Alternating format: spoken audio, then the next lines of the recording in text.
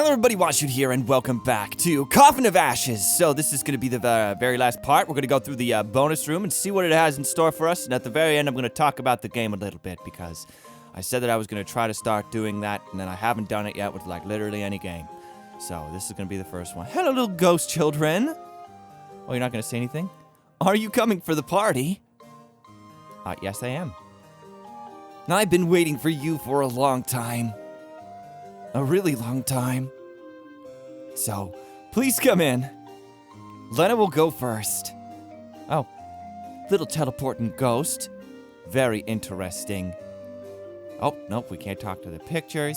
What do we got in here? Oh, the little rat man. Welcome. You can talk with everyone here to know more about them. You can even know something that they don't know themselves. Really? Oh, okay, so it's one talk per character, gotcha. Oh, and a big old, I like that frickin' spit roasted as fuck pig in the center there. It's no party's complete without it, am I right? What about you, Lillian? A girl who has been living in the dark mansion for a long time. Due to the arrival of Delilah, she came to realize her bleak situation. She kept dodging evil spirits and developed superb survival skills.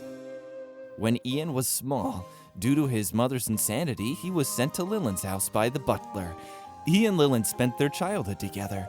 From living together, they became childhood sweethearts. No! Oh, the one-shoe pairing is over! No! Oh, it's fine. In contrast to her current lively condition, she was very weak and sick, remaining bedridden all year round. I couldn't even imagine that. I guess is she wearing like a hospital garb kind of a thing? I didn't even realize that. I don't think that's what that's supposed to be. It's just the colors are reminding me of that. Because of this, she is quite content and wishes for nothing more. Also, because of this, she is highly interested in new people and new things. The word frenemy could also be used to describe her. What? That isn't true, right, Del? Interesting. Oh, okay, never mind. Oh, God, no! I keep thinking. Thank you, okay. Enough of that shit. Okay, what about you, handsome? I like your little bob and hair. Calm and steady, he is a very savvy teenager, I'll say. He looks quiet, but he's actually quite a chatterbox. His memory has been modified by someone with magic, so that he's forgotten his real mother and his true identity. However, he didn't get lost. Eventually, he chose to fight and finally broke the chains of fate. For him to keep his modified memory and cut off all relations with the mansion completely is perhaps the best ending. I've realized that my memory has been modified. I just remembered that I forgot something. The blockage has been removed and it's flowing like a river of memory down my face and out through my mouth. Things are such an afterthought now. Wow. Okay. Oh yeah! The slime lady and the maid. Maid first. A maid with gloomy eyes who is obsessive about cleanliness. She's not good with words and becomes shy quite easily. She has a good friendship with another maid. Finally, she died from asphyxiation in that fire. Oh, thanks for that. Could never clean all the dust. Huh, what about you, little guy? Translucent unknown object. It was also a maid in the mansion who was used as an experimental material. It took the form of a failed experiment. Poof, poof. Puff, puff. Oh, is that a reference to Dragon Age? Oh, thank you. I like it. I like the little ripples that are appearing. Gives it a very solid looking, shiny looking. I love it. Okay, what about you? Butler of the mansion. He tries his best to serve his master, but he could do nothing about Madame's illness. He worried that Madame's situation would be a negative influence on children, so he took Ian to ordinary people and sent money monthly. There are many things I haven't done. Oh, you're never going to do them. Now that's so sad. Okay, let's talk to some of the food a little bit, too. Very interesting. We can't do anything with the food. Even if I was hungry, I couldn't even eat it. I don't see any fish on there either. Oh, there's some fruit. I could eat that. Okay. Nope. Cake. Awesome. Oh, perfect. Thank you. There's another floor? What? Nope. Can't talk to the clock. Okay, what about you, handsome? Deacon of the mansion, who has a gloomy face, loves children. Oh, interesting. He treats visitors politely and is always smiling. His interest was in studying black tea. Before his death, he loved to read tea-related books. Oh my god. Me and this guy are actually pretty similar. It's not just the hair thing. You know, like my icon. Oh, shit. Now the similarities can't end! He died from asphyxiation in the fire. Well, shit. His spirit and Lena have a close relationship. I really want to be a teabag if I could be reincarnated. What an interesting thing to say. I don't want that. A girl whose spirit separated into two due to a split personality. Her spiritual power is strong. As a special test material, she was locked underground alone. She died at a very young age of the experiment. I don't know. You can't guess anime people ages. I would guess if a gun was held to my head, 7? 8? 10? I don't know. It's so hard to tell. But at least Lena didn't feel lonely at the time when she died. Please come and play with Lena again when you are free. No, probably never going to happen. I'm going to forget about you immediately. Just kidding. I'll remember you forever, you adorable little child. The mansion's hostess made personality. She ran away from her family with the man with a large fortune and remodeled an abandoned house somewhere. It is now this mansion. She has an interest in magic and collects many magic-related books. When she left her family with the man, she was very young, even a little childish. However, her love for the man was beyond doubt. Oh, we're not going to zoom. Oh, yeah, because she didn't have a portrait. Host of the mansion. The experiment to revive him failed. He now has no will of his own and is like a zombie. Under his mask, there is a burnt face. Following the modification of the hostess's other personality, he obtained strong power. He can kill anyone with only one hit, whether they are a human or spiritual body. Yeah, I was killed by him at least once. Okay, what about you? Her other personality arose because she was unable to bear the loneliness caused by the absence of her husband. As a result, distrust and delusion, and delusion grew in her heart. Her two personalities shared knowledge, but the main personality does not have the other personality's memory. In order to get a real body she wanted, she built the basement so she could perform research on how to hypostatize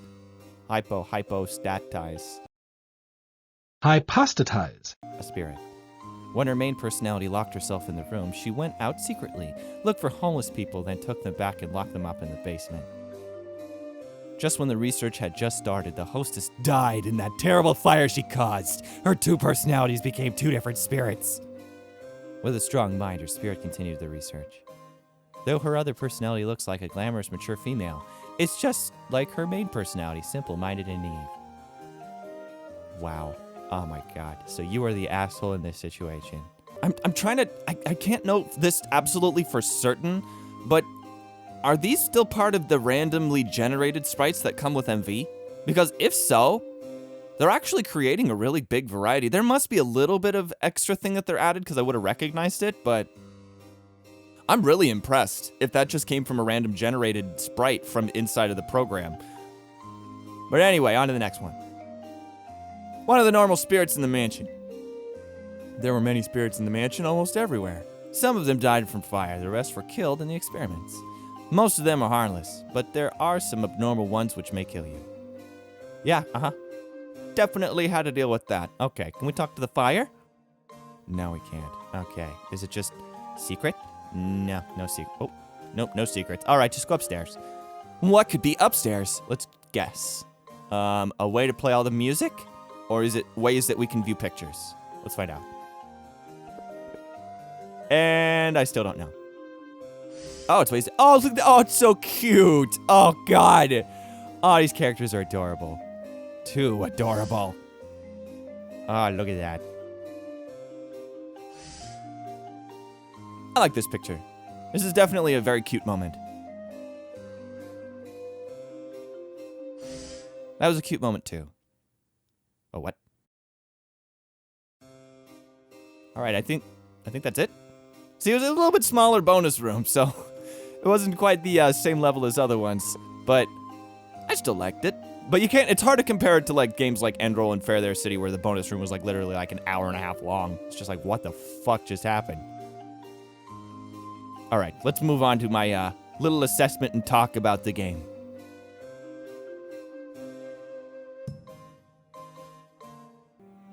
Alrighty guys, so normally I don't do this with games, but I made an intention a while backwards that I would talk about the games a little bit, not necessarily in a review or critiquing sense, but something that I personally liked and something maybe I thought could be done a little bit better. I know that's probably like literally the definition of a review, but it's coming from more of like a hobbyist standpoint, or kind of an appreciator or aficionado, whatever the word is, where it's just, I'm just a hobbyist, okay? I haven't gone to school for game design, so it's just like, take everything that I say with a grain of salt and realize that it's imbued with my own personal interest in games. So, with that being said, what did I like about Coffin of Ashes? Very much so.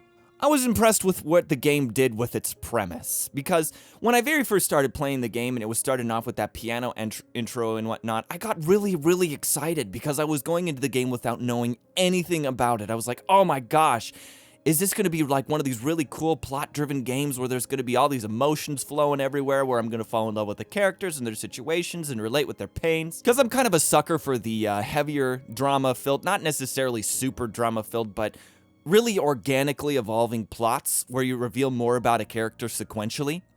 And as soon as the game started going into that situation where it's like, oh god, is this just going to be another monster in a house situation like Aooni or Ib, or... Not that those games weren't good, I love them, but it's just there's been so many rehashes of the same exact plot. Oh, I'm a helpless little girl caught in a terrible situation. I hope I don't die by this evil monster. And although there are probably plenty of ways to still remix that premise, I haven't been seeing it as much as of late. And I got a little bit more progressively disappointed as I went through, and I thought that my suspicions were being confirmed, where it's just like, oh god, oh no, I'm trapped in a house, and there's a bunch of spooks in here, I'm gonna straight die if I get caught with them, blah, blah, blah, blah, blah, blah, blah. But then, they introduced that character with the host guy, and all of a sudden now, it is Monster in the House, but there's something a little bit more to it, because he's weird. It's like, he's not a human, or he's not a monster. He's a human. There's some sort of backstory here that's creating him to be a monster.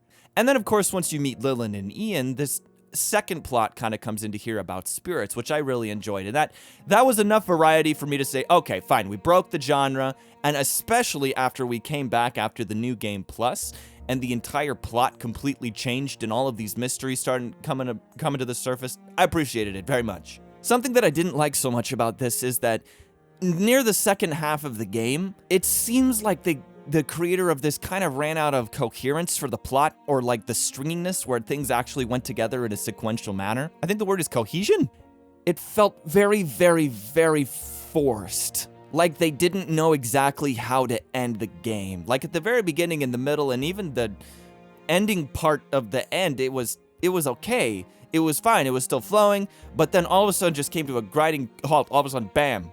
Not that necessarily has to be a gradual end to get to it, but it just felt too much Deus Machina. Oh, hey, look, they dodged. Oh, hey, look, I have a magical stone. Oh, hey, look, you know, etc. Another thing that I really liked about the game is that the characters had enough variety and enough depth that they could play off each other's personalities. Delilah was kind of the serious, stern, researcher kind of girl. Lillian was this playful, young, never really having a chance at life, but now I can as a spirit kind of girl.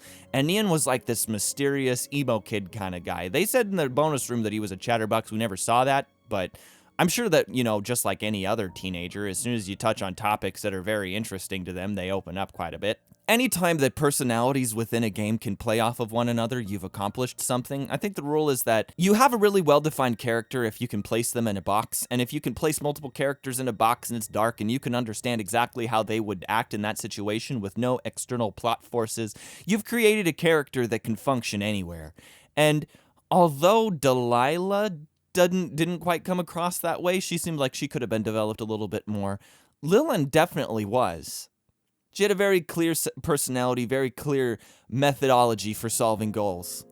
Another thing that I really appreciated that I usually am more critical of is the inclusion of the puzzles. Now, I am going to honestly say that the puzzles didn't have a really wide range of difficulty. Like, there was some that was just, oh, hey, you know sequences or you don't. They left a book around, but again, the book was kind of in a few rooms away. I'm talking about the very first one where there was the painting on the wall, and it was like 3, and it was doubling every time.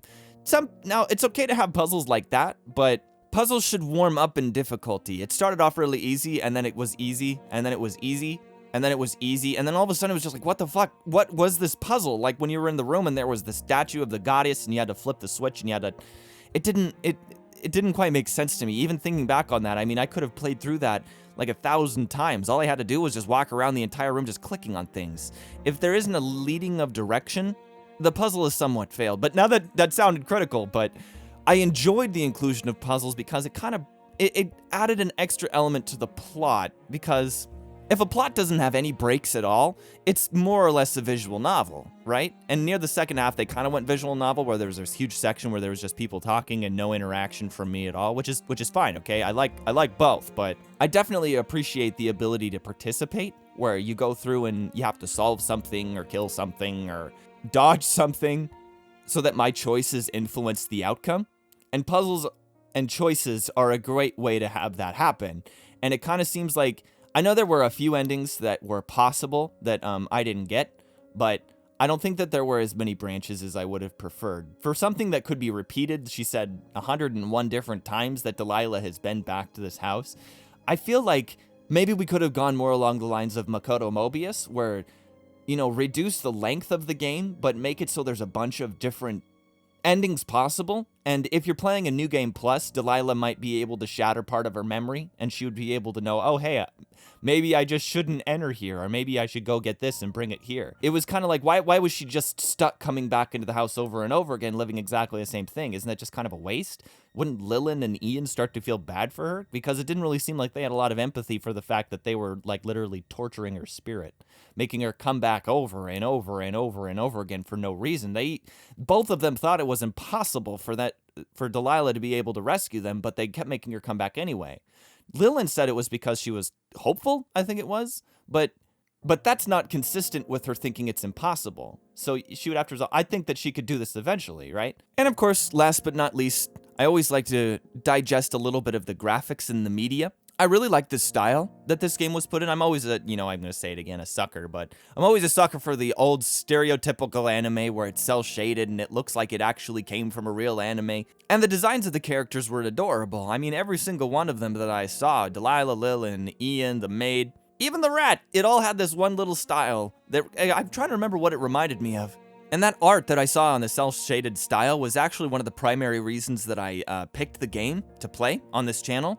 I was looking at the Steam store page for it, and I was like, oh, hey, this reminds me a lot of, and I still can't name exactly what it is, but just the ability to see a clear emotion on the characters' faces is such a huge element of gameplay for me.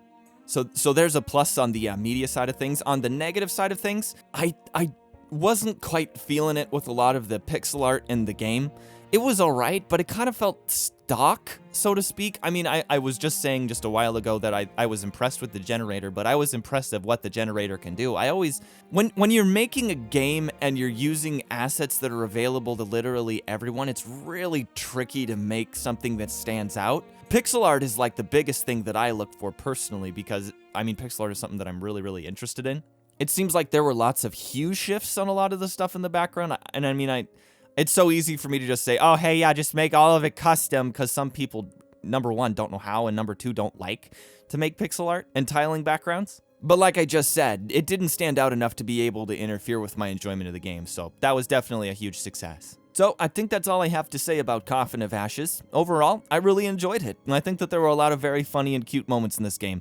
I didn't quite get terrified as much as I wanted to, but I've noticed that a lot of times RPG Maker horror games aren't necessarily the scare your shitless type of games like they used to be. It's more along the lines of those plot where, oh hey, there's some horror-like elements in here. It kind of makes it a little bit more open-minded. So coming up next is going to be Angels of Death by the same person who made Forest of Drizzling Rain. That's going to be starting here in just a couple days. It's a pretty long one. I don't know how I'm going to deal with the length of the parts, because it's either going to be really short parts and it's going to last an eternity, or it's going to be really long parts. I don't know. I'll figure it out. So I hope you enjoyed this little bonus room and discussion about Coffin of Ashes, and I'll see you guys next time.